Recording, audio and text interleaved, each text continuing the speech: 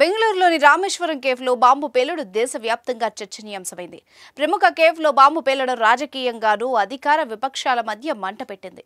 ఈ ఘటనలో 10 మంది వరకు గాయపడ్డారు. అయితే ఈ ప్రమాద ఘటన నుంచి తప్పించుకున్న ఓ సాఫ్ట్వేర్ ఇంజనీర్ ప్రమాదం నుంచి తాను ఎలా బయటపడింది వెల్లడించారు. అనుకోకుండా తన అమ్మ చేసిన ఫోన్ కాల్ వల్ల తన ప్రాణాలు నిలబెట్టిందని చెప్పాడు.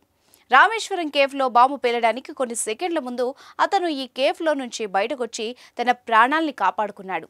సినిమాల్లో చూపించిన విధంగా బాంబు పేలడానికి కొన్ని సెకండ్ల ముందే అతనికి ఫోన్ కాల్ రావడం అతన్ని ముప్పు నుంచి తప్పించింది. Avira Women's Day special offer 50% off on IUI IVF valid till 8th March.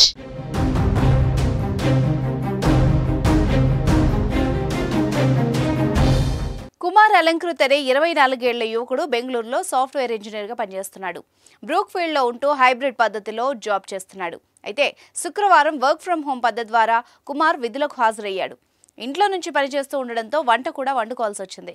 అయితే ప్రతిరోజు వంట చేసుకునే కుమార్కు శుక్రవారం ఎందుకో గరిట పట్టుకోవడం బద్ధకంగా అనిపించింది. దీంతో సరదాగా అలా బయటకు వెళ్లి తినేసి వద్దాం అనుకుని ప్లాన్ చేసుకున్నట్టుగానే లంచ్ కోసం బయటకు వచ్చాడు. రామేశ్వరం కేఫ్ వద్దకు వచ్చిన అలంకృత్ ఓ ప్లేట్ ఇడ్లీ మరో ప్లేట్ దోశ ఆర్డర్ ఇచ్చి చెట్టు కింద కూర్చున్నాడు. ఇక ఇడ్లీ తినడం పూర్తయిన వెంటనే దోశ కోసం కౌంటర్ వైపుగా వెళ్ళాడు. ఆ సమయంలోనే అతని ఫోన్ రింగ్ అయింది. తీసి చూస్తే తన అమ్మ నుంచి ఫోన్ కాల్ వస్తోంది. ఈ టైంలో ఎప్పుడూ అమ్మ ఫోన్ చేయదే అనుకుంటూనే అలంకృత్ ఫోన్ లిఫ్ట్ చేశాడు. అయితే సిగ్నల్ సరిగ్గా లేవని, ఫోన్ కాల్ సరిగ్గా వినిపించడం లేదని వాళ్ళ అమ్మ చెప్పింది.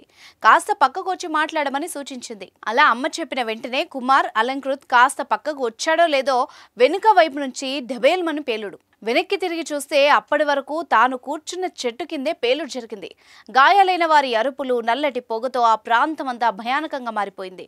దీంతో కొద్ది క్షణాల పాటు కుమార్ షాక్లోకి వెళ్లిపోయాడు. ఆ తర్వాత తేరుకొని గాయపడ్డ వాళ్లకి సాయం చేయడం కోసం అటువైపుగా పరిగెత్తాడు. కాసేపటికే మరోసారి అలంకృత్కు వాళ్ళ అమ్మ నుంచి ఫోన్ కాల్ వచ్చింది. తనకేమైనా జరిగిందేమోనన్న భయంతో వాళ్ళమ్మ మరోసారి ఫోన్ చేసింది. ఫోన్ లిఫ్ట్ చేసిన అలంకృత్ ఏమీ మాట్లాడలేకపోయాడు. ఆ క్షణంలో అతని కళ్ళెమిట నీళ్లు ఆగలేదు.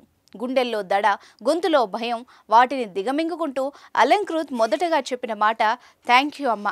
ఈ ఘటనను గుర్తు చేసుకుంటూ కుమార్ అలంకృత్ భావోద్వేగానికి గురయ్యాడు.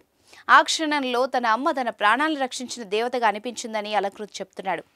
ఎప్పుడూ సాయంత్రం సమయంలో ఫోన్ చేసే అమ్మ ఆ రోజు మధ్యాహ్నం సమయంలో ఫోన్ చేయడం, సిగ్నల్ సరిగ్గా రాకపోవడం, తను పక్కకు వెళ్లడం, ఇంతలోనే బాంబు పేలుడు అంతా ఓ మిరాకిల్ అంటున్నాడు.